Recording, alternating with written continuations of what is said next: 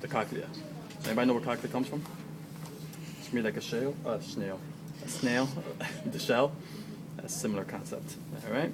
So now, inside you actually have what's called the auditory organ. So that's actually going to be found inside here. In order to actually get a good look at that one, though, we're actually going to need to go right to that model that I put over here. So I'm going to just grab this one real quick. No problem. Thank you. All right. So now, everybody sees this part right here? That's the auditory organ. All right. So now, inside, you see these little hairs? Those are going to be the stereocilia, the hair cells that are responsible for capturing the waves, because there's actually fluid inside these orifices that flow around, and then that's actually going to catch the fluid and interpret that into waves. All right, so now, going down, oh, that's the other list, huh? Don't take it personally. I'm going to cover yours real quick.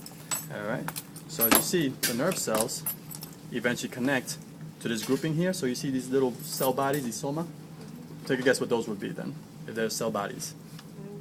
Ganglia. So these are going to be the spiral ganglia. All right? So cochlea or spiral ganglia, either term works. Okay, so now, oval window. So now we're going to go back outward. All right. So now, you'll notice a couple of holes on the bottom right. Do not pay attention to that one. That's actually just for the stand and such. All right?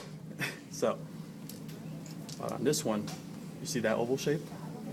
That's the oval window. Also, I'm going to show it to you on the other model, so that way, in case for some odd reason they ask you, it's there. All right. So, actually, that's why I want to show you as well. Technically, the oval window is covered by this bone. Everybody sees this bone here? So this is actually going to be the stapes bone, which we'll discuss in a bit. But that oval window is actually covered by this bone. Here is not covered, so that way it could show you the actual entrance of where the actual cells, or rather the sound waves, would actually go in through. All right, so next up is round window. So round window is going to be the other one. So you see how it's round like a circle? Here, same thing. So that one is going to be the round window. Okay, everybody's got that? All right, so now we're going to go into scala group. All right, so if you notice there's 3 scalas. All right, there's media, tympani, and vestibuli. Those are going to indicate these.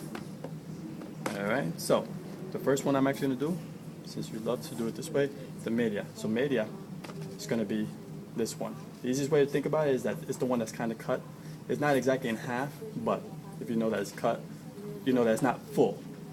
So that's the best way, at least for me to remember. All right, so next one up, scala tympani is actually the complete one down here.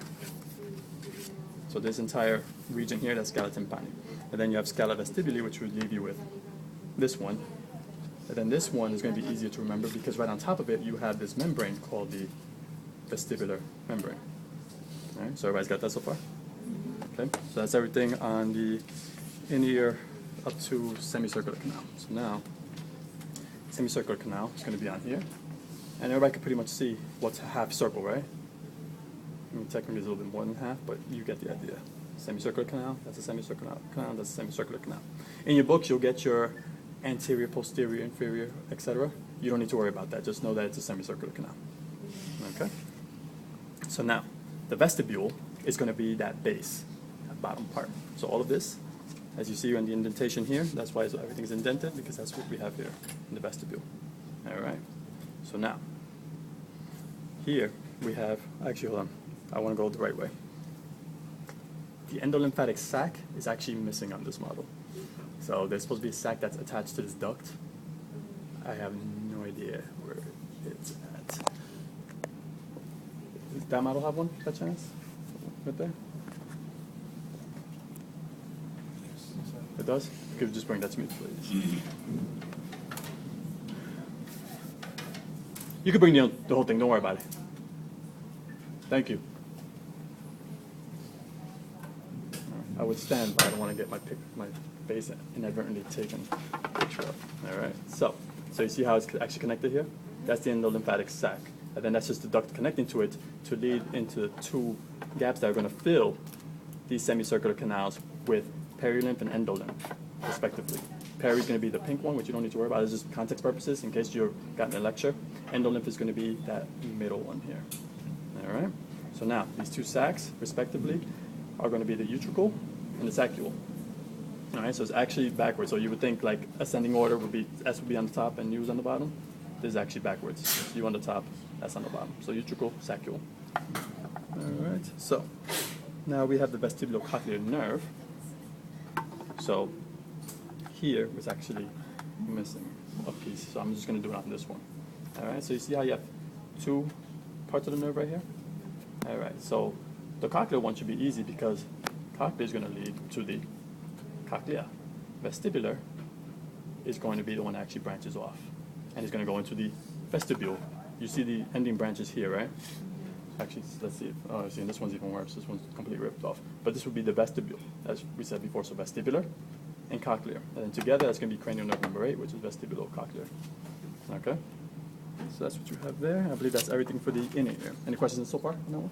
No? All right. So then we move on. So now for the middle ear, we have to use this model. We open this up, and now we see what's inside. All right. So keep it in mind, the inner ear was this piece, right? So that's here. So now, you see the middle ear begins from here and here, and anything in between. So that means all of that, as well as this tube here. Everybody sees that tube right there? All right, so keep that one in mind. But as I promised, I will go in order for now. So I'm actually going to start from the tympanic membrane here. The tympanic membrane is this part right here. This is what most people call their eardrum. All right, so this is where when people think that there's a bug inside and all that good stuff, they poke a pencil and they pierce it. That's what they're piercing. You don't want to do that. Okay, so now next up, auditory ossicles. So ossicle is just little bone, right? So these 3 little bones. So you see how there's one connected to the tympanic membrane here? All right, that's the second one. So you see that little pink or beige color? That's supposed to indicate a separation. Keep in mind it's a model though, so they wanted to keep it together. That's most likely why they did it that way. But this is actually a second bone, and this is your third bone. Normally these are actually together as such. For modeling purposes, whatever reason, they chose to separate them. Okay? So now, this first auditory ossicle, that's going to be your malleus. Malleus simply means mallet. So just think about the one that looks kind of like a mallet. Which one would you rather club somebody in the head with? Probably that one. All right. So incus, that's going to be an anvil. So if anybody, well, I guess nobody has ever done masonry or anything of that sort. Medieval weapons, all that good stuff, right? But if you ever are into those movies, you see that, that big tough guy always banging on things. That's usually, the platform that you're going to want to bang on, right? So which one would you rather actually bang on as far as a platform is concerned for metal? So that's going to be this part. Okay, and then last but not least, you have your stapes, which simply means stirrup. So anybody that's into cowboy movies and stuff probably has an idea what a stirrup looks like. That's going to be this part. Or if you remember from your muscular anatomy, your tibialis anterior and your peroneus longus create a stirrup. No, that's long ago, right? That's okay. It's okay. Don't worry about it. All right, but that's what that's going to be. So that's going to be your stapes. That's going to be where the actual vibrations get carried into before they get brought into the cochlea. All right. Oh, it's my buddy, Mr. Sadin. Yeah, sounds like it. All right. Did I just hit somebody in the head? Sorry. No. All right. So that's going to be, once again, to review, malleus, incus, stapes. Everybody got that? All right. So I believe that covers the middle ear. So I'm going to put those back in as appropriate. And then now, anything outside the tympanic membrane begins your outer ear. So all this is outer ear. All right. So here you only have to worry about 2 parts: your auricle, your pinna, which is what we know as our typical ear, right? So it's kind of like a satellite dish. That's going to be what captures all the sound waves and then transfers them in through the auditory meatus or auditory canal. Either word is okay. All right. You probably see meatus in your book. Canal, same concept. All right. So now this is going to be the part where you got the ceruminous glands actually secreting earwax, keeping it clean. That way you don't have any pathogens trying to get it. That's what that's for. All right. Other than that, that should cover everything anatomy-wise on these models. No questions so far? All right. So then we move on to the quick one.